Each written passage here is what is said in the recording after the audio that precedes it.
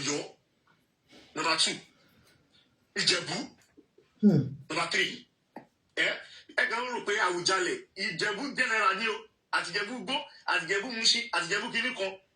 Awujale ló lórí gbogbo ọba Ijebu. I don't like it or leave it. Ẹ̀yin èèyàn wọ́n ní Alhaji K1 pé wọn ò lè jọba méjì papọ̀ pé ṣé tí wọ́n bá jọba Awujale pé Sunday ti máa kọrin àbọ̀ máa fi orin kíkọ lẹ̀ máa fi orin fújì lẹ̀ wọ́n máa kọ̀ntínú ọba pé wọn ò gbúdọ̀ jọba tán kán tí máa ṣe kíni kán tí máa wá máa kọrin wọ́n ní kò pọ́síbù ẹ wo àwọn ará Ìjẹ̀bú wọ́n sọ̀rọ̀ jáde wọ́n ní kò pọ́síbù káwùjalẹ̀ pé kí K1 kó jọba tán kó ṣẹ̀ṣẹ̀ ti lọ máa kọrin ẹ gbọ́ sọ pọ́síbù àbí kò pọ́síbù ẹ wo ẹ máa gbọ́ nǹkan tán sọ nínú fídíò yìí ẹ jọ̀ọ́ dẹ̀ má gbàgbé láti subscribe sórí Gbémi Débẹ̀ máa drop part 2 fún yín. Kí wọ́n fọwọ́ lágbára lójú tí gbogbo wa ẹ mọ̀ àwọn kan tó máa ṣe bẹ́ẹ̀ kò ní dáa. They should not do that. We are not compromising pé bàbá àìdí ò ní gbogbo nǹkan tí wọ́n fi ń gbé. Ẹ gbàgbé kó wọ́n bá ṣe gbogbo à ń gbẹ̀rọ̀ lójú à ń ṣe wo kìíní yẹn tí wọ́n ti dá wọn kọ̀ọ̀kan máa drop ẹ̀. Mi ì tí ì rí ọba ẹ má bínú Nàìjíríà nǹkan tó fẹ́ sọ yìí mi ì tí ì ọba tó burú tó ọba Akínolú nínú gbogbo àwọn ọba tó wà nísìn. Kò sí rọ́ńbẹ̀ làgàtà la máa ń pè ní sàlẹ̀kù kò sí rọ́ńbẹ̀ làgàtà ló ń jẹ́ làgàtà. Mo níyàn tẹ́ ọlọ́pàá ló máa ń dún sẹ́yìn bàbá Akínolú báyìí tó bá ti ṣẹ̀wọ̀n nínú ààfin ọlọ́pàá ni ó máa ní kó lọ tí wọ́n mọ́gà dùn ní pẹ̀lú ìjọba tó yẹn up till now. So gbọ́n ọlọ́pàá tó máa ń lọ síbẹ̀ yẹn they come from Ireland. Ẹyẹ yín tó bá dẹ̀ máa send ọlọ́pàá lọ sí Ireland bàbá ló máa sọ ọlọ́pàá tó ń fẹ́ ó máa fẹ́ DPO gbàrà mẹ́tò iṣẹ́ ọlọ́pàá yẹn ṣe wà. Gbọ́ pẹ̀lú ẹ̀ náà torí pé ó tọ́ sí wọ́n gbé fún un. Àjẹgbọ́ pé kò ṣara lẹ́yìn. But now when the family now come out as a last time I discuss ọ̀rọ̀ yìí gbogbo ala àríyìn pé bàbá ó tọ́ àti gbogbo nǹkan tẹ́lẹ̀ ìwọ́de kọ gbogbo story. But tó lè rí bá ṣe pé wò sí náà bí àwọn how do we clarify that? 1. 2 tí mo fẹ́ bí yín pé if you are in that position tó yẹ pé ẹ̀yin ló lórí ẹbí yẹn oye tẹ̀lé fẹ́ pé ẹnìkan is not definitely máa ẹbí kò sí bó lórí ẹbí òṣèlú ẹbí kò sí wọ́n ṣe ní mọ̀ story tó mọ̀ yàn kan kò sí kò possible and gbogbo wa dáadé mọ̀ àwọn tẹ́ pé I belong to that Ìjẹ̀bú whatever pé gbogbo nǹkan tá a mọ̀ tí àyè máa ń sọ ni pé ẹbí báyìí lòun now it now comes to this side tó bá jẹ́ pé ìlú lórí ẹbí yẹn tẹ́nìkan bá jáde wá bẹ́ẹ̀ ni 1 how do you feel 1 secondly tó bá jẹ́ pé ẹkún wọ́n wà ní other side of political side tẹ̀wá nílùú Tinubu yẹn wọ́n máa ní pé onílùú òkè fẹ́ kó tú kí ni advice máa fún Àyìndé àìṣe ní kejì ẹ̀kẹta tí máa fi stop tó bá jẹ́ pé ẹ̀yin tó wá lè wà nípò Àyìndé mẹ́ta mo fún yín nìsín mo fún yín ní pé ẹ sọ̀rọ̀ nípa pé ẹ̀yin lórí ẹbí ẹ sọ̀rọ̀ gẹ́gẹ́ bíi pé ẹ̀yin ni Tinubu ẹ wá sọ̀rọ̀ gẹ́gẹ́ bíi Àyìndé you understand what next you will do. Okay, ẹ ṣé gan. Thank you very much. I appreciate you.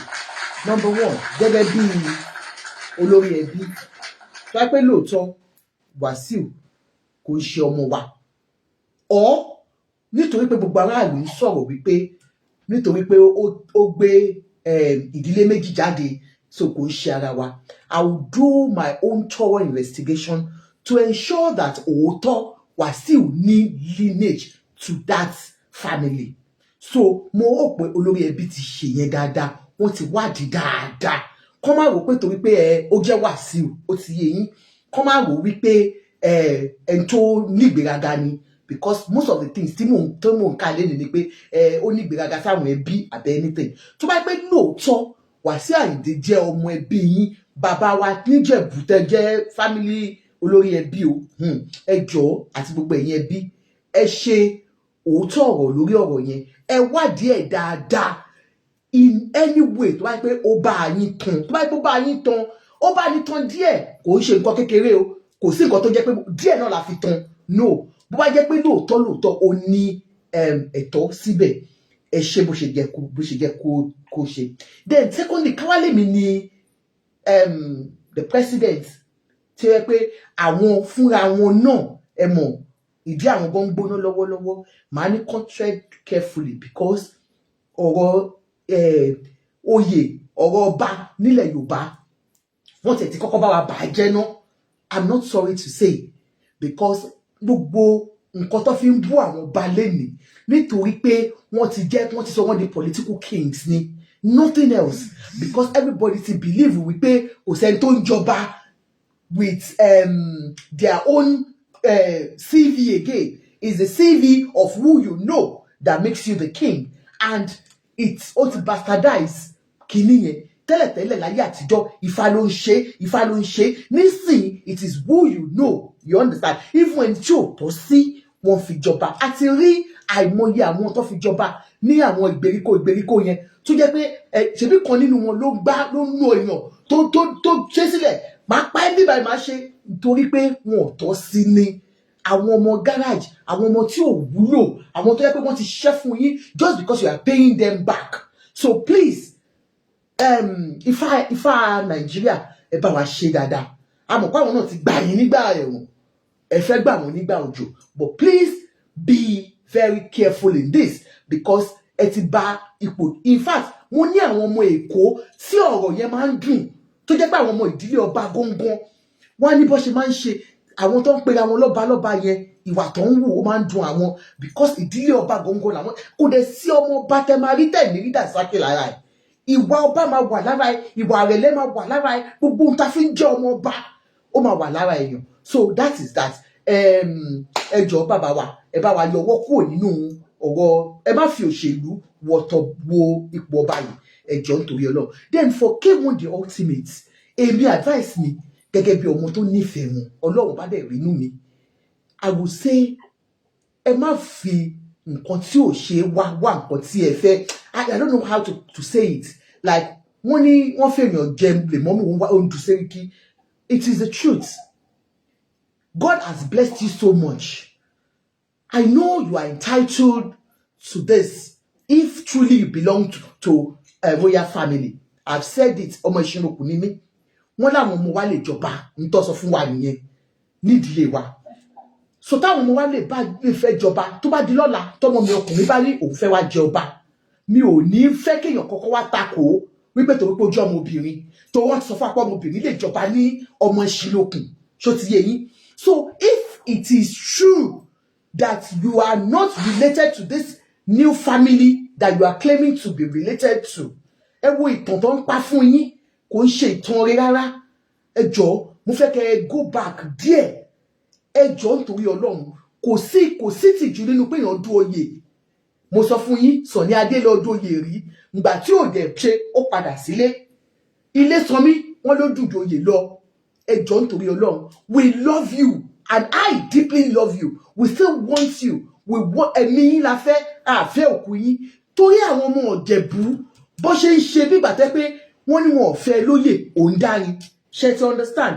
You can see tẹ́ bá wò gangan tẹ́ bá fẹ́ ṣe òótọ́ fúnra yín K1 the ultimate. Ẹ̀yin ẹ wò ó gbogbo àwọn tó ń pariwo kò ń ṣe àwọn tó ń jẹ lábẹ́ yín o, kò ń ṣe àwọn sycophants o. Ẹ wò àwọn tó ń sọ òótọ́ ọ̀rọ̀ wípé look, if you are not wanted by this family, táwọn ẹbí tí wọ́n jáde lẹ́yìn tí wọ́n máa ń ṣe show káàkiri àmọ́ rí o kò ń ṣe bí wá o, it tells you that you are not wanted on that throne. Ẹ wà careful. Ọlọ́run á fún yín ṣe o. Ẹ ṣé o bàbá mi tó béèrè question. God bless you. Next person. Jumi OTV sister mi ẹ sọ Mama Mia, thank you so much. Mama mi Jumi ló fi dáná dá àpò máa sọ̀rọ̀ sí. Ó dà pé wọ́n ti ready. Ọmọ àrò ó dà pé. Ọmọ arúgbó ọjọ́. Ẹ káalẹ́ sà, dádì mi, ẹ káàbọ̀ sà. Ẹ káalẹ́. Yes sir. Yes sir, ẹ káàbọ̀ sà. Ẹ kú iṣẹ́ mà. God bless you ma. Yes sir. Yeah, the only thing tèmi kàn rí nípa àwọn tọ́ba ní. Abu Amel, thank you. Tọ́ba ní pé kàn béèrè my own view about Wasiu being Oba of Ijebu-land. I will quietly advise him to please forget about this thing. Yeah. Because you see, one thing tó common pẹ̀lú Yorùbá tèmi notice ni pé Yorùbá wọ́n hate successful people. Tó bá fẹ́ climb up. And yeah. when Otuba Shubomi was alive, Otra ti wọ́n ti ń wuyewuye awuyewuye kan bàbá yẹn ìgbà táwọn ọmọ ẹ̀ kìíní kan ọmọ ẹ̀ ń jẹ́ kókò ní káwọn ọmọ ẹ̀ súnmọ́yàn nísìnyí ó dà pé wọ́n ti fẹ́ rí pé bàbá yẹn ti fẹ́ kú Shubomi Balogun o the people are saying sort of things. You understand? I know a lot, even right from Oshijuade. Láti gba Shijuade Olúbùṣe tó jẹ́ kí ló ń porúkọ ẹ̀ yẹyẹ tó débẹ̀ yìí àmọ́ bó ṣe rí náà àmọ́ mọ́tò tọ́ra fáwọn afọbajẹ wọ́n ìlò for more than 10 years. Yeah, we know. You understand? Kìíní kìí ṣe ní ló ti bàjẹ́ pé kìí ṣe pé ìgbà Wàsíù ló ti bàjẹ́. And I know Tinubu for person. This kind of issue, Tinubu will never interfere. Because 2027, no, he will not allow this kind of thing. Ijebu kìí ṣe ìlú tó jẹ́ pé we can just toy with a lot of top people low and back. So Tinubu will never allow Wàsíù to use his name to just go like that. You understand? So kàn fi Wàsíù sílẹ̀ tó bá lóun máa jẹ lọ ajẹlọ tó bá dẹ̀ ní kò ní jẹ lọ tẹ́ bá wo life man náà ẹ rí pé destiny wà pẹ̀lú ẹ̀. Wow. Seriously, it's a destiny child. Anybody tó bá tí adé bá wà lórí ẹ̀ á dádé tó bá máa dádé ibi tó délé yìí náà ó ti jẹ́ tó ju adé lọ. I'm telling you, let him just go and be praying for God grace kó wà lórí ẹ̀. He'll be 70 in 2 years time. Look at him, he's still very strong. He plays Monday to Sunday. Yeah, Monday to Sunday. Ìyẹn nìkan bí àwọn kan nú. Ń bí wọn nú pé ìsọ̀sẹ́sù pé ṣé òun nìkan lólórin tó wà ní. And you can't stop what God has done. Tó bá jẹ́ ṣe pé Ògùn ní ó yẹ kó Ògùn náà ti bàjẹ́ tipẹ́tipẹ́. Why tó Ògùn yẹn ṣe mú everybody? You understand? So Yorùbá ẹgbẹ́ àwọn èèyàn wa mo fẹ́ bá sọ̀rọ̀. Ẹ jẹ́ kí destiny kó work. Tọ́lọ́n bá ló máa débẹ̀ àdébẹ̀ tó bá ní kò ní débẹ̀ ẹ má jẹ́ ká fúnra problem tó wà Nàìjíríà ju ọba Ìjẹ̀bú lọ. Ẹ ṣé gan, God bless you. God bless you ma. Sir, ẹ ṣé gan ni. Ẹ ṣé. Next person. Next. Jumi, are you there? Ta ló máa sọ̀rọ̀ next o. I don't talk. Yes sir. Hello, èmi ló kàn. Ta ló kàn? Irọ́ èmi ló kàn. Ẹ̀yin ló kàn jàre abu ẹ̀yin ṣẹ̀dé ni ẹ̀yin tẹ̀sẹ̀ dé abu ẹ̀yin sọ̀rọ̀. My sister, ṣé wọ́n okay? Ẹ ká lẹ́sà o. Yes sir. Okay, everybody to all the platform. Kelly, let's call it straight a straight. I'm not turn our go. I demand for sentiment. I demand judge real life. Because I love this person. Thank you, Chola. Because I love this person. As you come in, please, Emma mute. Eba mute. She get to listen. So, firstly, you can't debate lórí ni pé okay, ṣé ọmọ ilé ìdílé ọba ní King Vasande or not? Ṣé gbogbo àwọn tó máa ń jọba nílẹ̀ Yorùbá a mix ẹ̀ mọ́ kankan? Wọ́n ní lọ gbé ọmọ ìdílé mi wà tí wọ́n ṣe ilé ọba kan fi jọba lé ìdílé yẹn lórí tó bá yẹ pé ìdílé yẹn ló kàn. Ó ṣẹlẹ̀ ní ilẹ̀ Yorùbá. Ó ṣẹlẹ̀ rí. Ní tó máa ń ṣẹlẹ̀ ni pé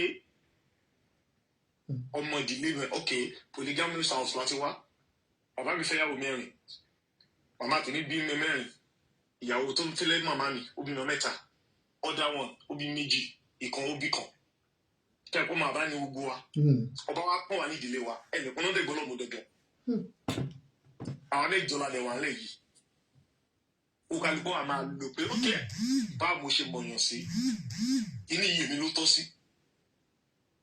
Everybody máa lọ́bì kò síbi tí wọ́n ti ń ṣe ní gbogbo àgbáyé. Ṣé get me? Yes sir. But nǹkan tá à ń debate nsìn yìí àwọn ìdílé Farago àbí something. Fúsẹ̀gùwà. Fúsẹ̀gùwà wọ́n láwọn ò mọ Ngwa Sunday rí. Right? Àwọn claim pé ọmọ ibẹ̀ làwọn. Okay fine. There's no agreement about that. Ní tó máa prove ẹ̀ ó máa prove ẹ̀ tó bá yá. Wọ́n jẹ́ Ọ̀túnba fìdí pọ́tẹ̀mọ́lẹ̀ or something níjẹ̀bú Òde wọ́n lọ́mọ ìdílé ibẹ̀ làwọn náà ok a fẹ́ jọba ń dìlé ọba báwo la ṣe máa ń jọba kí ni cathedral ta máa mú ta fi máa ní ẹni yìí qualify ok amọ̀gbìn nílẹ̀ Yorùbá obìnrin ò dádé nílẹ̀ Yorùbá nítorí bá fi jọ pé obìnrin bá dádé wọn á wo gbogbo ìdílé yẹn tí ó dẹ̀ possible mi ìfẹ́ gbọ́ story yẹn rí bóyá àwọn wo ní Yorùbá fi mu tí wọ́n á ní kò sí ìdílé ọmọkùnrin kankan ní ìdílé ọba yìí mọ́ ẹ jẹ́ ká fobìnrin jẹ́ ni wọ́n á sọ pé ẹ jẹ́ ká fobìnrin délé gan ni wọ́n á sọ mi ò fẹ́ rí pé ó tẹ̀ ṣẹlẹ̀ rí. Adélé. ok Alhaji claim pé ọmọ both party yẹn ní àwọn accepted àwọn náà ní fact nítorí mi ò believe pé wọ́n lè jáde mi ò kí wọ́n lè Alhaji gbọ́n Ọlọ́run dẹ̀ pa àwọn èèyàn tiwọn àwọn náà mọ̀ pé fine àwọn èèyàn lè máa drag wọn pé ẹni yìí ó burú ó ṣe gbọ́ ó kálukú ló níwà tẹ̀. bẹ́ẹ̀ni o. because tó ní kó jẹ́ celebrity la fi mọ orúwà tí wọ́n ní ẹlòmíì worst ju wàṣà ìdí lọ tí ò celebrity rárá. Do you get my point? 100%, sir. But now ni pé okay ṣé ojú tí kan ló máa jẹ́ fáwọn náà nígbà tí kíní bá go far ṣé à ń pé àwọn ọba ilẹ̀ méjì àwọn ọba ìdílé ilẹ̀ Yorùbá mẹ́ta kan mẹ́rin kan wà wọ́n pé kò ṣe é dáàdó. akàwọn wo ni o olóṣèlú gbòò ní fẹ́ jẹ́rìí kò ní fẹ́ pa political kíní ẹ̀ jẹ́ o àwọn ilẹ̀ ọba mẹ́rin wo ni Ilé Ifẹ̀ number 1 Ọ̀yọ́ number 2 Ìjẹ̀bú number 3 ẹ kàn ń rò pé Awujale Ìjẹ̀bú general ni o àti Ìjẹ̀bú gbó àti Ìjẹ̀bú Mùṣín àti Ìjẹ̀bú kìíní kan Awujale ló lórí gbogbo ọba Ìjẹ̀bú. I don't like it or leave it. Number 4 ní ti Olúbàdàn of Ìbàdàn land. Kẹ́ni gbogbo àwọn mẹ́rẹ̀ẹ̀rin yẹn mi ò tí ì rí irú political ambition tó lè ní láéláé. O ò lè gbé kankan tí o bá rí bẹ́ẹ̀ o lè gbé láwọn tó bá wà bẹ́ẹ̀ lórí. Ìbàdàn sí yìí wọ́n ti máa jẹ́ with line ni. Kí wọ́n kàn wá ní gọ́fúnà kan débẹ̀ ìwọ president kan ok ẹni tó fẹ́ jẹ next ẹni tó fẹ́ máa jẹ next Olúbàdàn ó ti mọ rẹ̀ àfi tó bá kú. Kọ́ wá ní ẹ̀pẹ́ ok I'm connected to Mr. President. Èmi jẹ́ wà ní number 5. Ẹ̀yà ìgbélé lórí ní number 1 yẹn kò lè work. Nǹkan dàrú. Ṣé ní nǹkan tó mi kàn rí nípa ọ̀rọ̀ tó wà lẹ́yìn sí yìí? Alhaji bá mọ̀ pé ọmọ fìdípọ̀tẹ̀ mọ́lẹ̀ làwọn. Ọlọ́run máa ń dé yẹn ládé o. Ọlọ́run ló dé máa ń fi yẹn joyè. Ó wá jẹ́ kí wọ́n mọ̀ pé ọmọ fìdípọ̀tẹ̀ gangan ní àwọn tí wọ́n dẹ̀ ti claim ẹ̀. Ibẹ̀ náà ti jẹ́ Ọ̀túnba fìdípọ̀tẹ̀ mọ́lẹ̀ níjẹ̀bú Òde. Ibẹ̀ náà ti jọ Ọ̀túnba níbẹ̀. Tọ́pẹ́ ọmọbẹ̀ ni wọn àwọn ní next tó kàn táwọn fọ àwọn tó ń fẹ́. Táwọn lè bá lọ. Táwọn lè bá lọ. Ṣé rí Ọlọ́run máa ní tí Yorùbá fi faragbára gbà èèyàn gbọ́dọ̀ fagbára gbà o. Kádàrá dé ni ó máa ń tìyàn lọ sí gbòmíì tó yẹ pé èèyàn á bá oríire pàdé nígbà míì á lè tìyàn lọ síbi tó pé kí ni mo ṣe léèfé tẹ́nìyàn gá máa padà kábàámọ̀. Mo fẹ́ my own advice ni o ẹlòmíì lè ní contrary opinion mi sí o èmi ò bá ní pé tí n bá ní kí n wò ní tèmi ní ìjéèyàn ara tèmi o èmi ò believe pé ọba yẹn gan wọn ní ìdẹ̀fà. Ọlọ́run máa ń ṣoore fáwọn kan tó jẹ́ pé gbogbo akọ́lá ṣì jẹ́ okay MC. Èmi ò bá my own advice ni o wọ́n lè má gbà o wọ́n lè gbà tó bá ń wọ̀n o but tó bá yẹ pé ọmọ fìdípọ̀tẹ̀ mọ́lẹ̀ ni wọ́n. Àrò aburú sẹ́ni tó fẹ́ jẹ́ next o Ọlọ́run ló lẹ́nu anybody can die anytime.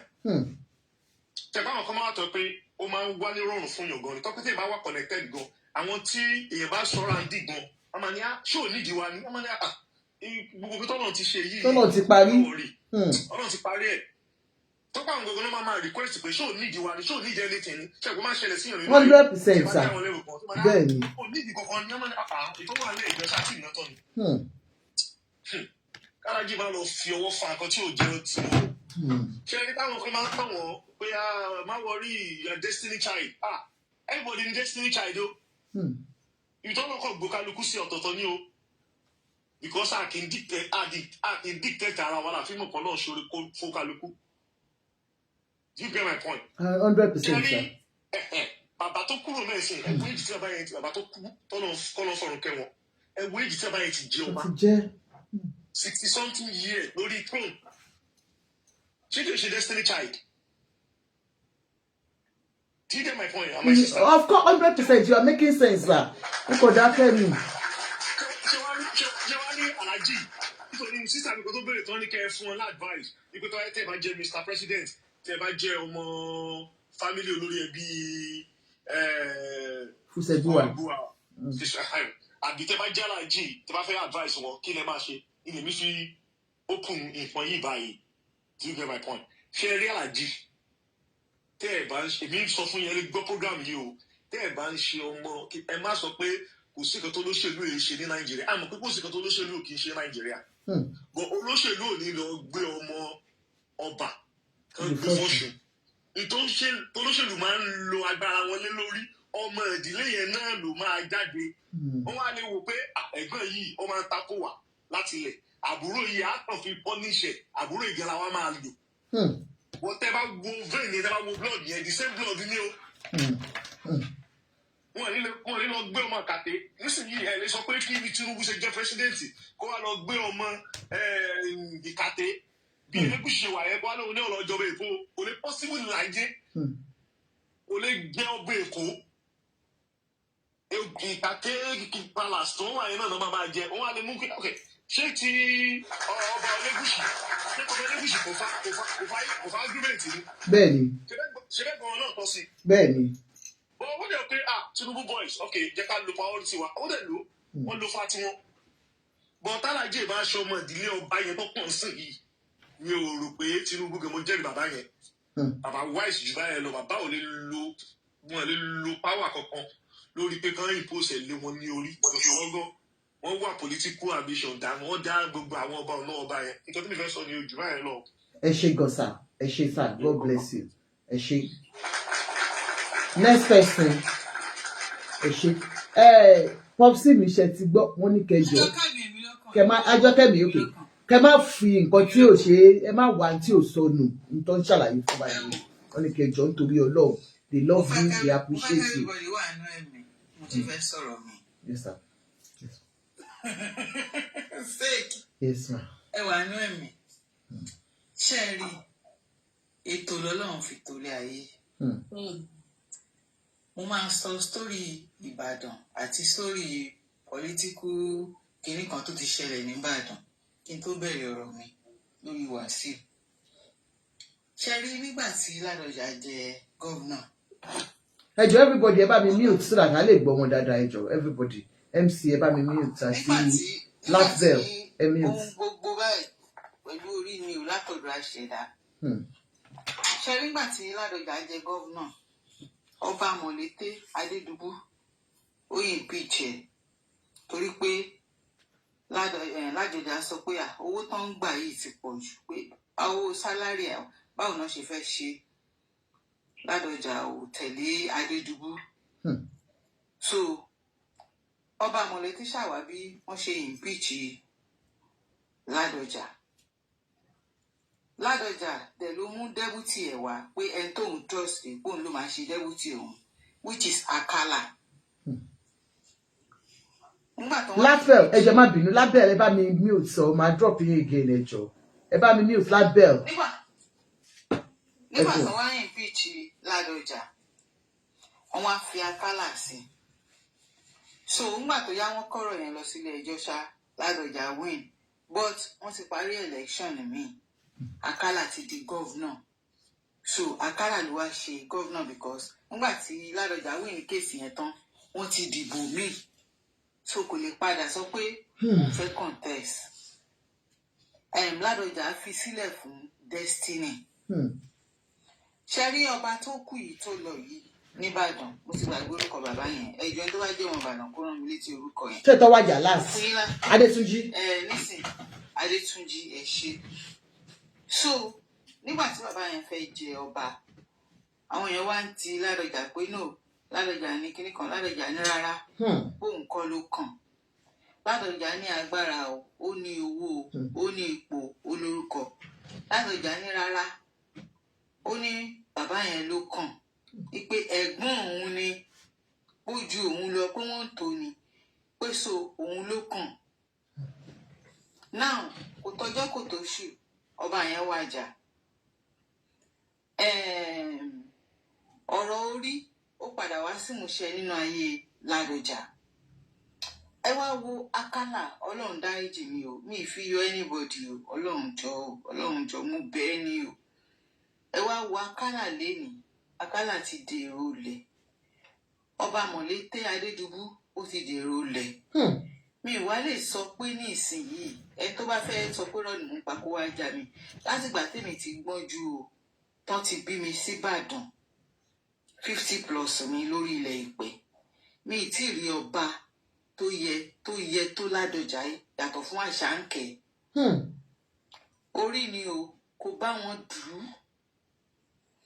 So nígbà tí Wàsíù Àyìndé tí gbogbo àwọn èèyàn reject ẹ, that is red flag. Ṣé rí Ọlọ́run máa ń sọ nǹkan, Ọlọ́run máa ń gba ẹnu àwa èèyàn sọ̀rọ̀ nígbà míì. Àkànkín tá a bá fi ara wa balẹ̀ tí a wà ní kínní, Ọlọ́run máa ń bá gbogbo wa sọ̀rọ̀. Bọ̀ kí ló jẹ́ ká rìn jìnnà sọ́lọ́run? Ó ní ẹ̀ṣẹ̀ wa, àìṣedéédéé wa. Tí àwa fúnra bá farabalẹ̀, Ọlọ́run fúnra rẹ̀ máa ń bá wa sọ̀rọ̀. Kò nídìí pé wòlíì kankan wá bá wa sọ̀rọ̀. Ṣáájú gbogbo àwọn ìdílé yìí, wọ́n ti rí red flag. Wọ́n ní àwọn ò fẹ́ ní ìṣẹ́, wọ́n ní kì í ṣọmọlé àwọn. Ó wá lè jọmọlé wọn o, kò jọmọlé wọn o. Níbi tẹ́mi dúró sí nìsín. Wàsíù Àyìndé, Ọlọ́run ti kẹ́ ẹ. Orílẹ̀ ayé wá, orílẹ̀ ayé lò. Ọba mi gan kò lórúkọ tó Wàsíù Àyìndé. So kí Wàsíù Àyìndé fi nǹkan tó ń jẹ́ destiny kò fi sílẹ̀. Tọ́lọ́run bá sọ pé ó máa débẹ̀. Gbogbo nǹkan lọ́wọ́ orí ni. Àwọn tó fi ìdàǹgbara ṣe wípé mo ní power nísìn agbára wọn kò sí agbára fún wọn mọ́. Ọlọ́run ló máa ń gbèyàn débẹ̀. Àwọn ará Ìjẹ̀bú ní wọ́n ní kì í ṣe èèyàn àwọn. Ojúgbà mi ti lé ní gbogbo àwọn pípé ìṣe ń sọ. Mo rò bóyá ẹnìkan máa wà ní. Wọ́n lẹ́ni yẹn gangan tó sáìn kìíní yẹn, wọ́n ní kò lórúkọ ẹ̀ gangan tí gbogbo aráàlú mọ̀. Ẹ̀gbọ́n nǹkan táwọn pípé yẹn sọ ni. Wọ́n lórúkọ tí àwọn èèyàn mọ̀ kò forúkọ ẹ̀ sí, orúkọ mi ló lọ fi sí tó fi sáìn. Pé òun kẹ̀dẹ̀rẹ̀ ó ìlẹ́gbọ̀n wájú tó lè decide pé kì í ṣe òun, kò sí ní àyè láti sign anything. So kí Wàsíù Àyìndé, Ọlọ́run ti ká Wàsíù Àyìndé o, orílẹ̀ ayé wa, orílẹ̀ ayé lò. Tọ́tẹ̀ bá ṣọkú, tọ́tẹ̀ bá kú lé ní kò ṣankú, kò lè ṣílẹ̀ ayé wa. Báwọn aráàlú ṣe sọ fún àwọn fẹ́ ṣe nǹkan àwọn, ẹ fi wọ́n sílẹ̀ jẹ́ kán ṣe nǹkan wọn bẹ́ẹ̀. Ọ̀rọ̀ mi ò jù bẹ́ẹ̀ yẹn lọ.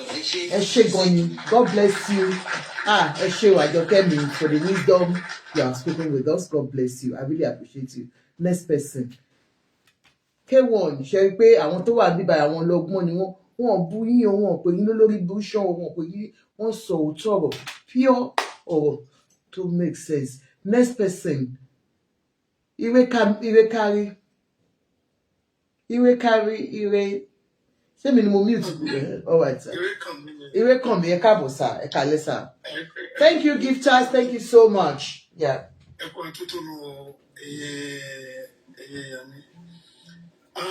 Ṣẹ́rí inú mi kọ́kọ́ dùn fún kankan. Ṣẹ́rí àwọn afọbajẹ tí wọ́n wà ní Ìjẹ̀bú yẹn, ilé àtọ̀nà wọn ò ní bàjẹ́. Àmín. Ọ̀nà wọn ò ní dàrú. Mo sọ láìkí wọn púpọ̀. Ìdí tí mo kọ́kọ́ fi láìkí wọn, láì bàrẹ̀ ní mi ò ní kí sọmọ Ìjẹ̀bú o. Tẹ́ bá ṣe ń wọlé ẹjọ́ máa bá mi mute. Thank you, sir. Go on, sir. Láì bàrẹ̀ ní mi ò ní kí sọmọ Ìjẹ̀bú o. Ṣùgbọ́n bí àwọn afọbajẹ yẹn ṣe come out, wọ́n wá ń wá pé thank you, Shalade. Owó tí wọ́n fẹ́ gbà tẹ́lẹ̀ pé ká máa fi gba fọ́ọ̀mù wọn ò ju 150,000 naira lọ. Ṣẹ́rí ibi tí mo kọ́kọ́ ti wò pé what? Wípé ṣé nǹkan máa èso possible ṣó lè ṣẹlẹ̀ ní Nàìjíríà ṣá? Ṣẹ́rí ìkankan tèmi wò ni pé àwọn ọ̀rẹ́ mi kan wọ́n fi àwọn fídíòs yẹn hàn mí pé kí n wo àṣírí tí mo ń sọ̀rọ̀ bá kankan inú mi ń bàjẹ́ gan. Ṣé bàbá Wàsíù bẹ́ẹ̀ bá ti kú ṣé wọn lẹ́bí ṣé bàbá Wàsíù ò lẹ́bí ni ṣé bàbá máyì K1 ṣé láti lé màmá wọn ṣé wọn lẹ́bí ni ó ṣàyè kárí cousin aunty kan tí ó kọ́ máa dùn wípé ìdílé wa rèé o ó kẹ́ ọmọ líle ni ṣé kò sí kankan ní gbogbo èyí tí K1 fẹ́ máa fi gbogbo wa wípé wọ́n ti fi jẹ Ọ̀túnba kéde kan olórí ọmọọba. Anything can happen kò sẹ́ni tí wọ́n lè fi joyè irú sísá mi tó sọ̀rọ̀ Ìbàdàn yẹn máa padà sórí ọ̀rọ̀ Ìbàdàn ṣẹ́rí tí wọ́n bá yan pé láì méjì ni wọ́n ti máa jẹ nìbàdàn kò bá ti ṣe ọba kankan nìbàdàn tó la. But ìgbà tó yá àwọn bàbá Akínlóye àwọn tó fẹ́ lo agbára tiwọn náà nígbà yẹn àwọn bàbá Akínlóye náà bá bẹ̀rẹ̀ látòrí Sẹ́ríkì bàbá Akínlóye ló wá jẹ Sẹ́ríkì of Ìbàdàn land ṣé mọ̀ wípé láì méjì ni wọ́n fi ń jẹ Olúbàdàn àwọn bàbá Akínlóye bàbá tó bá ṣe pé bàbá Akínlóye wà láyé ni bàbá Akínlóye ò bá jẹ Olúbàdàn àwọn náà wá lọ sí court wọ́n gbé Sẹ́ríkì line làwọn wà ó Sẹ́ríkì line ti gbé ibi tí court sọ wípé òkè àwọn bàbá Akínlóye ti lọ jọba wọ́n lè jọba nìyẹn ìgbà tí bàbá Odùgadé bí bàbá Akínlóye ṣe kú nìyẹn tí bàbá Akínlóye ò bá kú after bàbá Odùgadé bàbá Akínlóye láì wọn ni ò bá kàn but the next person tó wá yẹ kó jẹ Sẹ́ríkì ọ̀tún Sẹ́ríkì ló jẹ tìbàdàn ni mo tún sọ yìí o ọ̀tún Sẹ́ríkì tó wá yẹ kó jẹ bàbá Oyèdìjì ni bàbá Oyèdìjì yẹn ọ̀tún Sẹ́ríkì làwọn jẹ ìgbà tí àwọn bàbá wa tí wọ́n joyè tí wọ́n kú bàbá wa Adétúnjì tó lọ kí Ọlọ́run kó bá a fọ̀rọ̀ kí wọn bàbá Oyèdìjì wọn wá lọ sí court wípé àwọn ni Olúbàdàn tọ́ sí wọ́n á fọwọ́ lẹ́rán wọ́n wò mú ní bàbá máa àwọn ọmọ bàbá Oyèdìjì wọn àbẹ́sì dájú wọn dáadáa most of them lawyers pọ̀ nínú wọn question kan ni adájọ́ béèrè lọ́wọ́ bàbá Oyèdìjì tí bàbá fail kí ni kò yí bàbá ní ọ̀tún Sẹ́ríkì ni pọ̀ Sẹ́ríkì ló lè jọba láti gbà yẹn ní Ìbàdàn ò ti yan Sẹ́ríkì kankan nílùú Ìbàdàn mọ́ because kíní yẹn máa ba láì tí wọ́n ti ń tò bọ̀ jẹ́ now ultimate Ọlọ́run ti fi jọba olówó oníyì olọ́lá ṣùgbọ́n èmi ò sọ pé kó rí náà jẹ́ fọ́tò mi ì sọ pé kó má pọ̀ sí nǹkan tó bá fẹ́ pọ̀ sí o ṣùgbọ́n kíní kan wà àwọn ẹbí ilé ìyá rẹ̀ ń kọ́ ṣé ìwọ̀n sí ò nílé ṣé wọ́n ní ilé ìyá àwọn èèyàn ṣàwọn àmẹ́ ṣáwọn èèyàn ò lè jáde ní bí òun ẹnìkan kan tó jáde o ilé bàbá ń kọ́ àwọn ọkọ ń kọ́ àwọn ọkọ sì ń kọ́ àràbátà ń kọ́ sísà mi wọ́n ní àwọn èèyàn tó jẹ́ pé ibi iṣẹ́ ọjà gáàdì láti jọ ń ṣiṣẹ́ tí wọ́n ti ní lọ́nà tí wọ́n ti wá mú wípé oní ìjọba nílùú wọn. ààrẹ ni wọ́n bàbá rẹ̀ kọ́ ni wọ́n bí ń bẹ̀ o bàbá great grandfather rẹ̀ ni wọ́n bí nínú ìlú yẹn ṣùgbọ́n gbogbo wọn ti sọmọ yẹn wọ́n ti di ọmọ Èkó olóyè mẹ́ta pọ̀ now Alhaji àgbà náà nígbà táwọn Alhaji àgbà wà láyé tí Olúbàdàn ti gbé Aláàfin of Ọ̀yọ́ Alhaji àgbà náà mọ̀ lè sọ pé wọ́n fẹ́ jẹ Aláàfin because wọ́n mọ̀ kiri àwọn ọmọ wípé ọmọ Ládìgbòlú ọmọ Ládìgbòlú. màmá wọn gan màmá wọn ọmọ ìsàlẹ̀ Èkó ni màmá wọn ọmọ Sàlàwẹ̀. wọ́n sì tún jẹ́ ọmọ olóyè mẹ́ta pọ̀ ṣé mo gbé kọ̀lẹ́tì fi fún wọn. bẹ́ẹ̀ni mọ̀ kọ̀lẹ́tì ni wọ́n tún jẹ́ àkọ́kọ́ sọ pé màmá òun o onítàpá lè pé o tún lọ́tàn mẹ́ẹ̀ẹ́dádò ọmọ ìṣòro ẹ̀ẹ́mẹ́ẹ̀ẹ́dún o ẹ tún ti dọ̀mọ Èkó olóyè mẹ́ta pọ̀ o.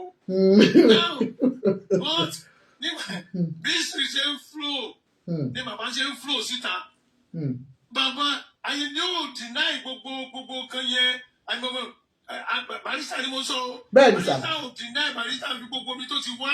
tó fi ń kọrin.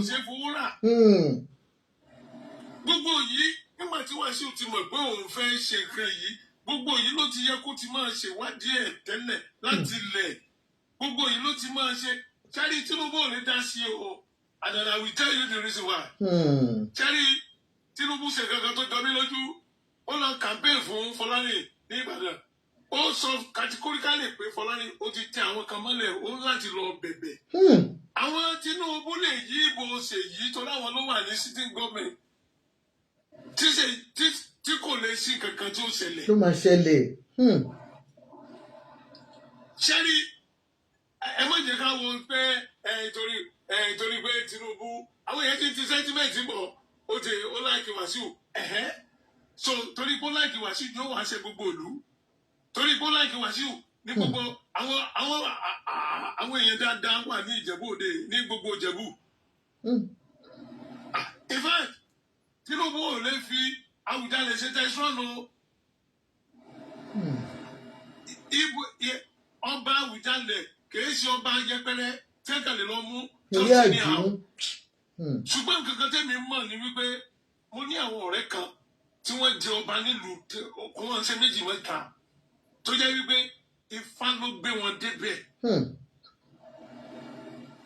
Gbogbo àwọn èèyàn tí wọ́n ń dà mo mọ ẹnìkan tó ṣe pé ó lò wọ́n jọba ní lọ́nà tí màá kan sọ pé ẹni òkè ẹni tẹ́lẹ̀ fi jọba yìí gangan kì í ṣe ọmọdún àwọn olóṣèlú tó dẹ̀ ló ń gbà yẹn wọ́n lè fi máa yẹ jẹ́ ẹ lè believe máa yẹ òpè 2 years tó fi fọ́dà gbé. Tí destiny tó bá run pẹ̀lú Wàsíù Cherry gbogbo wa yẹn Nàìjíríà ni àti ń ṣe kinní kan ibo bí president ìlú tó bá jẹ president nílùú pé pẹ̀lú ọgbọ́n pẹ̀lú years táwọn náà ti lò labroad gbogbo wọn ń pè kinní kan ní behavioral studies bẹ́ẹ̀ bá fẹ́ jẹ ọba tàbí fẹ́ jẹ ìjòyè wọ́n pè wọ́n ọ̀tọ̀ níbi tẹ́ ti lè mọtí o ọ̀tọ̀ níbi tẹ́ ti lè jẹun Yorùbá ilé máa sọ gbogbo àwọn èèyàn náà ní pé ọba máa sọ̀rọ̀ àwọn kan wọ́n àti wọ́n pè ní speech therapy tó jẹ́ pé wọ́n kọ́ ọ̀bá máa ní nǹkan tí ó sọ níbi tí ń lọ. Gbogbo attitude gbogbo Wàsíù tó ń sọ wípé gangan kò ẹlòmíì gan ti tiẹ̀ wọ́ọ̀sì ju ti Wàsíù Àyìndé lọ. 100%. Ṣùgbọ́n wọ́n kọ́ Wàsíù wípé òkè dáwùjọ o gbogbo tó ń ṣe tẹ́lẹ̀ ò ní ṣe mọ́ o bí wọ́n ṣe ń jò kì í ṣe wípé yóò wá ìjọba tán yọ̀ lọ́mọ jójú Adélékè ṣe gẹ́tì mi. So gbogbo orúkọ bẹ́ẹ̀ yẹn kò lè ṣẹlẹ̀ ẹ wo ọba akérò ọba akérò ni the first ọba tí kò kọ́ rí tí ó mọ̀ wọ́n ẹ̀pà sẹ́nu ní orí TV ní orí. Ọba wo. Ọba Èkó. Yóò gbà tí ẹ̀ẹ́dẹ̀ sọ̀rọ̀ ẹ má sọ̀rọ̀ ọba Èkó ẹ kò má sọ̀rọ̀ lọ. Bàbá ọmọ ọmọ dírẹ́kì yóò máa mọ owó yóò máa mọ kiri ní ìṣẹ́jú gbó ní crown. No. Ìwọ náà mọ èrò tó wà ní ọ̀rọ̀ lọ́ba yìí. Ẹ má wọrí ìyẹn kọ́ ló ń bẹ̀ yìí sọ. Amẹ̀bọ̀. Ẹ má sọ̀rọ̀ lọ jàre. Àwọn afọbajẹ yẹn ẹ rí i pé brọ́dà mi kan tó ń sọ̀rọ̀ ní lẹ́ẹ̀kan wọ́n make mention nǹkan tó ṣẹlẹ̀ ní Olúbùṣe tí wọ́n ní Olúbùṣe ń ra mọ́tò fún àwọn afọbajẹ irú ẹ̀ náà ṣẹlẹ̀ ní Iléṣà o. Now kí ló dé tí irú ẹ̀ fi báwo la ṣe mọ̀ ẹ̀sìn Bákàrè torí káwọn ọlọ́ra wa létí o nígbà tí wàhálà wà láàrin Arúmọláràn àti NKO ẹ̀sìn Bákàrè fọ́ òun ṣùgbọ́n kò ń ṣe nǹkan tẹ̀yẹ lè sọ lórí fọ́nrán ẹ̀sìn Bákàrè ó ní olórí afọbajẹ ní ìlú Iléṣà nígbà yẹn o wọn àfẹ́ yan Arúmọláràn o ṣẹgẹ́tì ni o ṣùgbọ́n Ọlọ́run ti kọ́ pé àwọn bàbá yìí wọ́n ó di adé ṣẹgẹ́tì ni tọ́lọ́run bá kọ́ pé Wàsíù ó di adé kò sẹ́ni kankan tó lè yẹ. 100%. Bí Wàsíù kó lọ mú àwọn ẹbí rẹ̀ kó lè ní pé pé Tinubu nítorí pé Tinubu ò ní dá sí Ọlọ́run torí yàtọ̀ fún pé wọ́n sọ fún Tinubu pé má bà ìlú àwọn jẹ́ ṣẹ́gẹ́tì mi Tinubu ti mọ̀ yí pé gbogbo ilẹ̀ Yorùbá ti ń wáṣọ òun nísìnyí lọ́wọ́ Awùjalè ń sìn Ọlọ́run yóò tò ìlú yẹn ò ní dàrú lágbára Ọlọ́run. Àmín o Jésù. Ẹ ṣé gan ni God bless you. Ẹ ṣé gan ni ilé àdúgbò. Ẹ ṣé sà. Next person. Ta ló fẹ́ sọ̀rọ̀ so that Kalema. ẹ kálẹ́ o Àrídùnnú. Yes, ma. Ẹ kálẹ́ o. Now, Ekwetu. Now, the question I want to ask is, normally, according to traditions, Nile Yoruba, should be Ifani Moba. Yeah. In the past 40, 50 years, and Ifan, because we work with government, federal government, state government always has a stake in traditional rulers. All Obas in Yoruba land right now, all Nigerian Obas, all sultans, all emir, all whatever, under local government council. What is so ye traditional rulers wà tó jẹ́ wípé tó bá fẹ́ yọ wọ́n local government chairman ló máa ló yọ wọ́n bẹ́ẹ̀ ni àwọn náà lọ fún wọn ní lẹ́tà. tí ọ̀kan sọ yìí tó ń sọ pé wọn ò lè lé ọba kan ṣé bọ́ọ̀lù ọba àjọ yọ ní 1982 ṣebí díyà ló dá padà ní 84. Politician yìí fi nǹkan there is no current. I want anybody to refute this claim tonight. There is no current Yorùbá ọba. Tí ò sọ́wọ́ president ń bẹ̀ wo ó dá fún yín. A ti sọ tẹ́lẹ̀ sí. Even the prominent ones, ṣé Ọọ̀ni ni? Bẹ́ẹ̀ni. Ṣé Aláàfin ni? Ṣé even Akiolu tó jẹ ọba wa lẹ́kọ̀ọ́? Bẹ́ẹ̀ni. Eré Lúdòsùn mú òjẹ́ kó wọ palace lọ́jọ́ náà mi ò gbàgbé ó dúró pa ni. Bẹ́ẹ̀ni. Akíndádòsùn dúró pa sísàlẹ̀ kò ní pé òní wọlé sí. Kíni yẹn yìí wà dọ́là wàhálà yẹn yìí wà láàrin wọn dọ́là. Nísà yìí ìdílé fẹ́ sọ ni àbò onírú. I want somebody, even the current Aláàfin of Ọ̀yọ́ has. Ẹgbà yìí. Before not to give the woman Nigeria to all of my mom will have words. And what expect because gbogbo ọba the politician ní stake lórí. And I tell you, tí ọba fẹ́ fi Wasiu Ayinde jà Awujale, àwọn èèyàn máa jẹun pátá máa keep short. Ẹgbà yìí.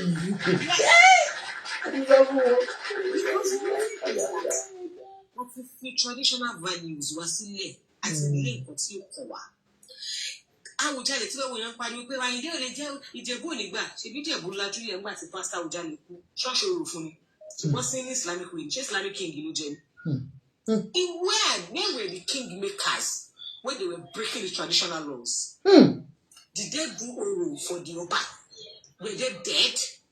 Iwájú wọn ni Dàpọ̀ Abíọ́dún ṣe sáìn náà ní GRA Ìjẹ̀bú Òde lọ́jọ́ náà lọ tó sáìn wípé wọn ò gbọdọ̀ máa sin ọba kankan traditionally mọ́.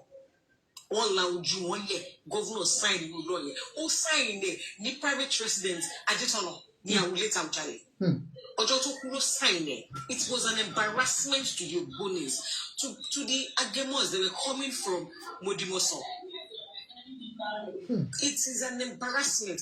Àwọn kingmakers ńlá ojú wọn lẹ̀ ìjọba change the traditional law ìwọ̀n I expect fún bàbá yẹn fọ́lù ìjọba ẹ̀yin fúnra yín létí dá nǹkan yín rú náà. Àyìndé tó show intent láti jọba ṣẹ́rù gbogbo rẹ̀. Tí presidency bá fẹ́ kó jọba Ìjẹ̀bú, my mother is Ìjẹ̀bú, my father is Ìjẹ̀bú, my husband is Ìjẹ̀bú. My husband is even Ìjẹ̀bú Òde. So Àyìndé lives in the next street to mine. I don't be there ni. So tó bá ready lẹ́nu ṣe báwọn fásitì ìṣubú ṣe báwọn lọ́yẹ̀ ìṣubú gbé yìí ṣe bí neighbor mi ni tó bá ready lẹ́nu pé okay Àyìndé ló máa jọba yẹn ẹ máa sọ̀rọ̀ ẹ máa dákẹ́ ni tí wọ́n yọ fún bàárà kí lè ṣe sí we are just noise makers lásán ni wá. On a good day tí Awujale bá wọ àjà ó yẹ kó ti gbogbo ọjà tó wà ní Ìjẹ̀bú àti its environs wọ́n má ṣì fún 7 days wọn ò ti ọjà kankan Ìjẹ̀bú nígbà táwọn Awujale kú wọn ò ṣí òru kankan Agẹmọ̀gùn jáde láti Modimoso adákẹ́ àwọn òràn gbogbo àwọn àṣẹ kèlèjẹ who are we in the scheme of things? Ọba wo ló wà right now tó jẹ́ first class ọba tó wà ní Nàìjíríà right now tí government ò ní stake in this. Àti sọ́kẹ́ tó dé. Ebi current Aláàfin bí ṣe Mákindé lè mú láti Canada yìí tàbá sunkún kamaríran náà. Even the Ọọ̀ni of Ife jẹ́ pé it is a revered traditional kini kò sí skit maker àti comedian kan tí o ti wọ palace yẹn ṣé ẹ̀yin lè fẹ́ kọ́ fún respect. Traditional values wọn wọlé Yorùbá ló ṣe ní respect right now. Kéèyàn kan ló wá fún mi, I want to know. And we are all here shouting, it is a real kilo revered empire. Nǹkan tí governor change lọ́ọ̀ lójú wa láì tí kú àwọn Ògbóni. Èmi tẹ̀rẹ̀ bóyá ojú máa rọ̀ Ìjẹ̀bú Òde iná máa gbé náà ni. Àṣé kò sí nǹkan tó máa ṣẹlẹ̀. Àwọn politician yẹn ti rí wọn tán sí finish ni pé bàbá jùlọ. Sí finish ni tí ò bá ṣe sí finish ni ní pàṣẹ pé kó má gbé òru pé ọba kú. Ìgbà tó máa jọba ṣé àwọn àfáà ló fi jọba ni? I am a Muslim. But the truth is, ẹ má jẹ́ ká da culture wa ìgbà tó máa jẹ ọba ṣé àwọn àfáà ló fi jọba ni? Ṣèbọ́ sọ pé wọ́n ń jẹ ọba ni. ó ní nǹkan tó ń ṣe náà àwọn ògbóni wà ń bẹ náà àwọn reform ògbóni wà ń bẹ àwọn afọbajẹ wà ń bẹ anybody okay ìgbà wo ni Yorùbá bẹ̀rẹ̀ pé ká máa fi fọ́ọ̀mù tá a bá fẹ́ jọba ìbífálẹ̀ ń dà ó yà mí lẹ́nu wọ́n fẹ́ èyí tẹ ń fọ́ọ̀mù wà láì ṣe pé ẹ fẹ́ ṣe councillor ẹ fẹ́ ṣe chairman ẹ fẹ́ ṣe governor ẹ wá ní politics chairman if Wasiu Ayinde would deliver Ogun State to Tinubu wọ́n á fi jẹ́ ẹ máa pariwo ẹ máa dákẹ́ nínú today ìgbà tó fi Wasiu Ìgbónáwọn jẹ Wasiu Ìgbónáwọn làwọn tó fi jẹ nínú ìgbà tó fi Wasiu Ìgbónáwọn tó fi jẹ nínú tí àrẹ̀mọ Ṣẹ́gun kígbe kiri ńgbà yẹn tó ṣe pé kìíní àwọn amọ bó ṣe lọ pé kò ń ṣe òun lè kó dé bó it was a Tinubu boy gbogbo àwọn onírú dákẹ́ nínú àgbà tó lè wọlé sọ fún owó kò tí ẹ interest from gan kò ṣe tẹ́lẹ̀tẹ́lẹ̀ 2 days before that day ló jáde. What are we now talking about? So see if the presidency is involved in it well ṣe àwọn atalájú wa lè ṣe Ìjẹ̀bú ìtajọ́ ọmọ Ìjẹ̀bú tó change tó jẹ́ kí Ògbóni jáde nígbà tí ó bá kú tí wọ́n ṣòro it is a sign of disrespect ní ọba kú ẹ̀ tí ọjà kọ̀ọ̀kan àwọn èèyàn dẹ̀ lọ wọ́n ṣe náà báwo ló ṣe fẹ́ rí very respected báwo ló ṣe fẹ́ respected wà ní èkí lè ṣe ọba wájà kí káwa ṣe èsì irun kúrú máa ṣẹlẹ̀ kò fún àtúnṣe sí ọ̀tún fẹ́ ṣẹlẹ̀ bọ́ bá wájà ẹ ti clear gbogbo respect tí o bá ní tó bá bá ṣe ní respect current Yorùbá láǹtà ní ìgbà tí ọ̀nà bá ń jọ tí bí sí ọ̀nà bá ń jọ yọ Awujale Síkírù Adétọ̀nà late ọba Síkírù Adétọ̀nà gbà tó yọ ní 1982 ó jẹ́ ní 19 tó dẹ̀ yọ 1982 kí lè rí ṣe sí ṣèbọ́ depose ẹ̀yìn ṣe bí díyà ló wá gbé padà ní 1984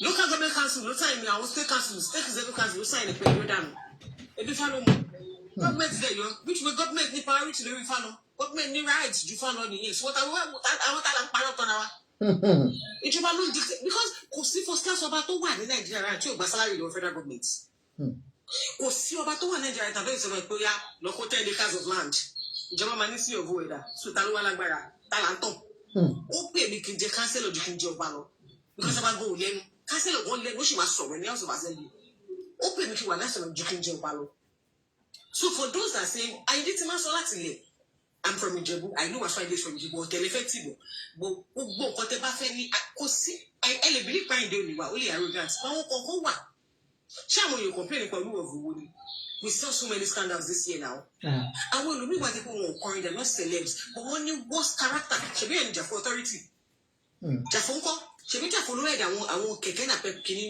ní àdúgbò èkó tó lọ jọba ṣé jà fún olóyè kó jọba oníbà ẹ̀kọ́ ni nǹkan tó mú Lagos State lọ fi ṣe yẹ apariwo adákẹ́ ni wọ́n ti ẹ̀rí tiwa rà wá lọ́dà noise makers ló kà wá kún. So I am telling people today they can do life as much as they want. If the presidency wants Wasiu Ayinde to be the Awujale of Ijebu land, nothing, the heavens will not come crashing. I'm not sure. I'm nothing. Ẹ jẹ́ yẹ kó sọ̀rọ̀ tó sá ẹ má bínú Mr. Ade. Àti Júmi ní next now after wọ́n sáì lọ́ọ̀ lójú yín gbogbo wa dẹ̀ dákẹ́ wọn ò tí ọjà kankan àwọn ẹlẹ́kì ibi akéde ṣe Awujale wájẹ àwọn òwájà wọ́n ní ṣe báyìí àwọn ẹlẹ́dàkẹ́ ọ̀rẹ́ rò àwọn tó yẹ káwọn people Agemo should come from Modimoso they will come to Jebode they will come from Ososa they will come from Ijebu they will come from it Awujale ló lọ náà gómìnà dẹ̀ sọ fún wa pé kiri wọn gbọ́dọ̀ gbọ́n jẹ́ wọ́n bá ṣe balance àwọn aláwo lọ́jọ́ àwọn aláwo sọ dá wọn padà. The video is still there. The video is still there. What have we done to it? They have ridiculed our traditional values. Àwọn ṣe pé Awujale kan ṣe ẹ wo ẹ ṣáà lọ máa prepare tó bá má ṣe bí àwọn máa rà. Mo ti sọ fún yín ẹjọ́ ìrìn ń tà ó mò ń tà ọ̀dọ̀ tèmi ní kẹ́tì ra o ẹ ṣe. Wọ́n bá mú ìyá máa rà. Ẹ ṣe thank you so much thank you. Mo ti ń pè yín látẹ̀kọ́ náà àti Júmi mo ń pè yín náà Ọlọ́run àmọ́ ń pè yín náà. Ẹ yẹ kí sáré sọ̀rọ̀ kan sí orí ọ̀rọ̀ yẹn kan tó ẹjọ́ ẹ má bínú. For everyone that you listen to what our own contribution submission it's about reality which I have been shouting all along.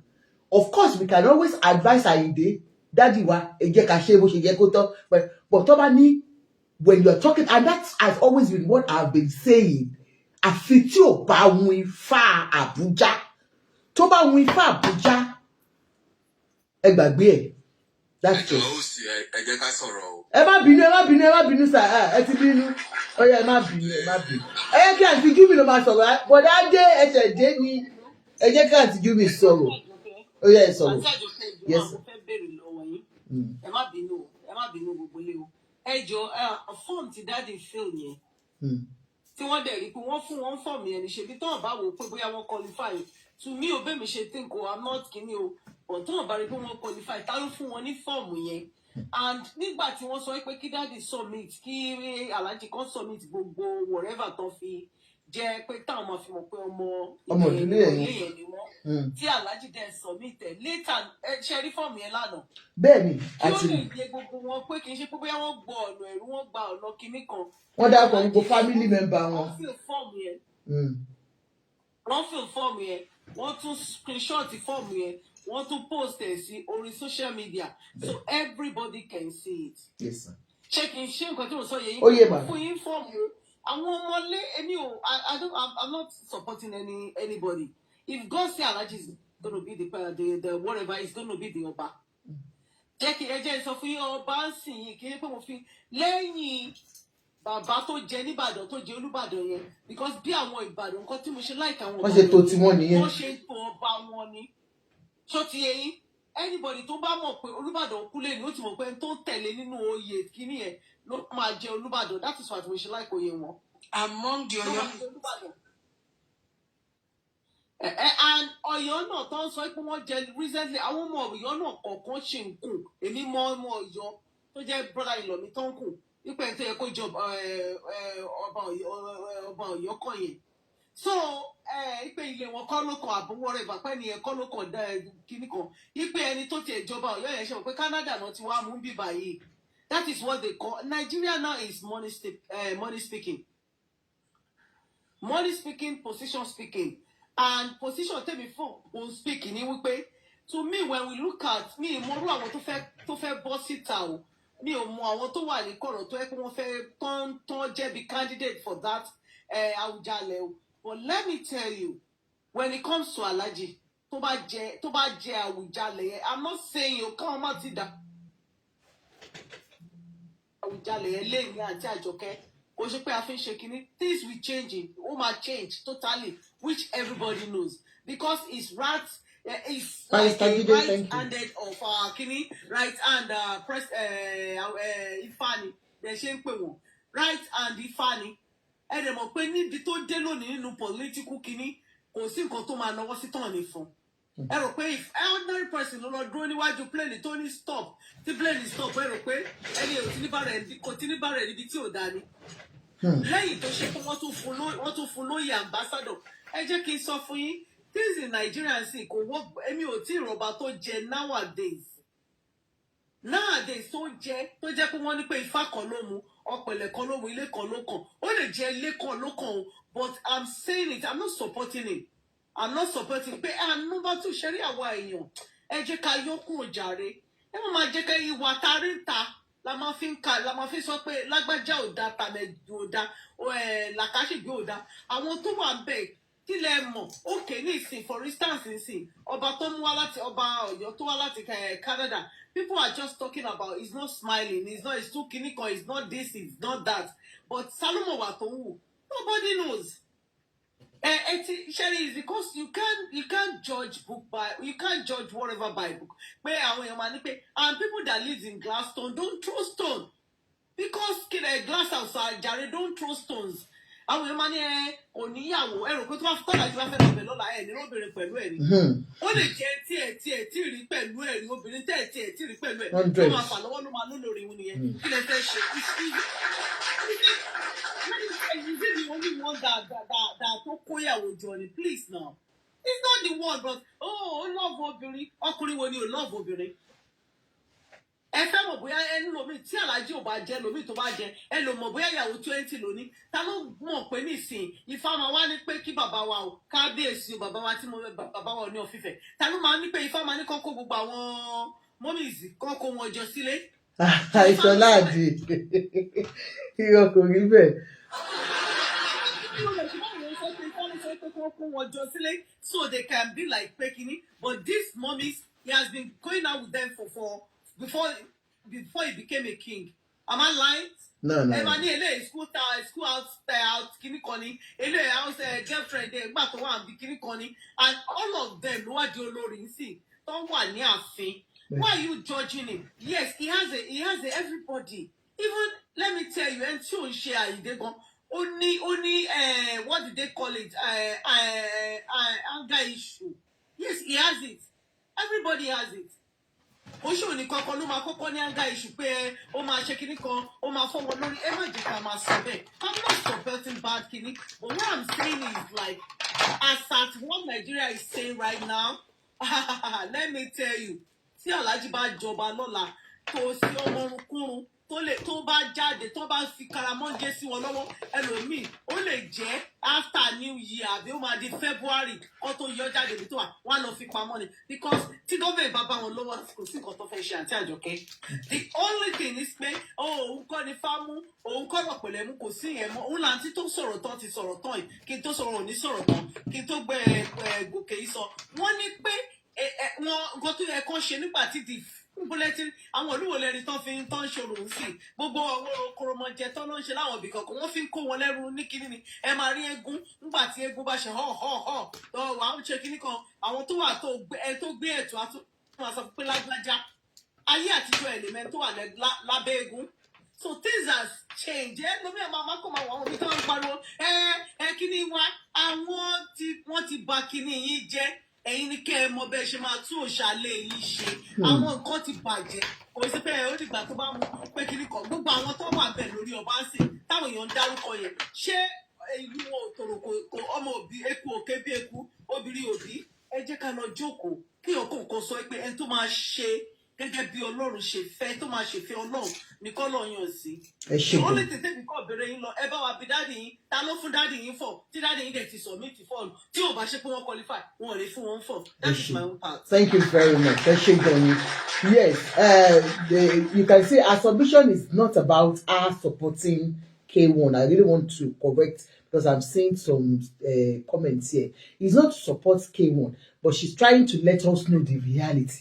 Like I said, look, you are talking about Shebi Fakolomu, to that any connection, and she believes that with his connection, definitely Wamu Kotodawasi Ijebu Odi fún yín. All right, thank you very much.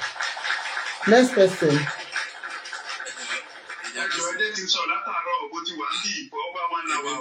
Ọmọ Alhaji ti wà níbi ti pẹ́ o, wọ́n ti wà níbi ti pẹ́ mo ti ṣe. All right sir, ọmọ Alhaji ẹ sọ̀rọ̀, ẹ máa Mr. Ade yẹn ṣe èdè ni, Mr. Ade ṣe èdè ni, mo dẹ̀ mọ́ tó ti ń bọ̀. Ó yẹ ẹ má bínú ẹ jẹ́ kó sọ̀rọ̀ tán, ó yá ọmọ Alhaji ẹ kálẹ́ sà. Mo ti máa ń rí fúgàmù yìí mo kàn máa ń silent wọ ni máa ń silent wọ jáde. All right sir. Now ọ̀rọ̀ ọba ẹ jẹ́ ká wá Yorùbá ẹ jẹ́ ká fi sentiment lẹ̀ o. Ẹ jẹ́ ká fi sentiment lẹ̀ ẹ jẹ́ ká fi sentiment lẹ̀.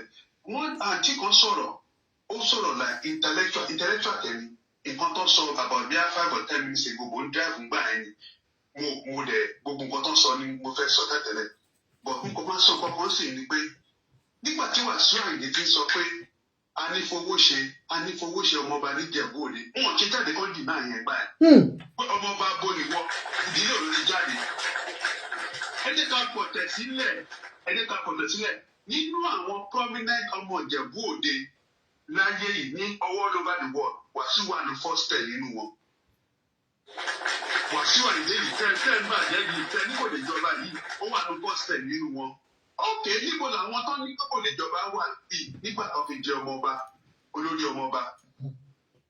Is that an honorary? Ṣebí oyè tradition iṣẹ́ honorary náà wọn ṣe dìnnà yẹn gbà yẹn nígbà tó ń ṣe òtítù fún tó mú wọ pèlè tó ṣe gbogbo ẹ̀ fún tó ṣe gbogbo ẹ̀ fún. Tó jókòó tó ń ṣe ọba ń kí yín o ọba ń kí yín o ọba ń kí yín o.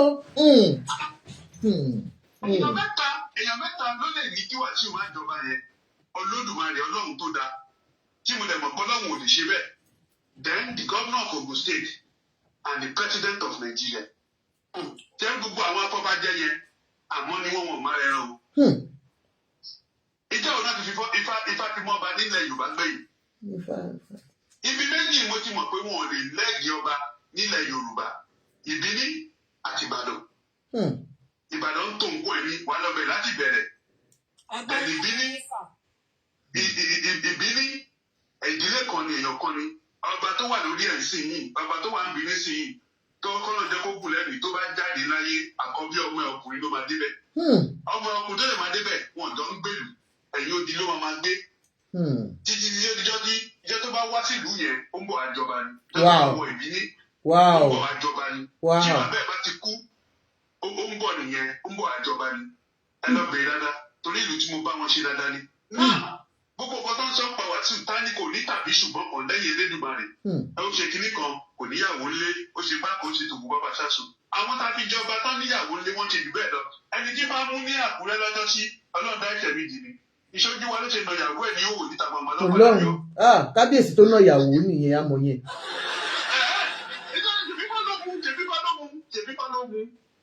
Tó bá yẹ kó wọ́n ní kó má jẹ́ iná yẹn pẹ́ ó fi ilẹ̀ fẹ́ lòmíì á máa bá wa ṣe kí nǹkan. Now the only thing tí mo rí ni pé tẹ́mi fẹ́ kí Àyìndé kí wà màṣá ṣe láìpẹ́ tó ṣe láìpẹ́ kó fẹ́ kó ṣe ni pé tọ́ba yẹn bá bọ́ sí lọ́wọ́ kó lọ.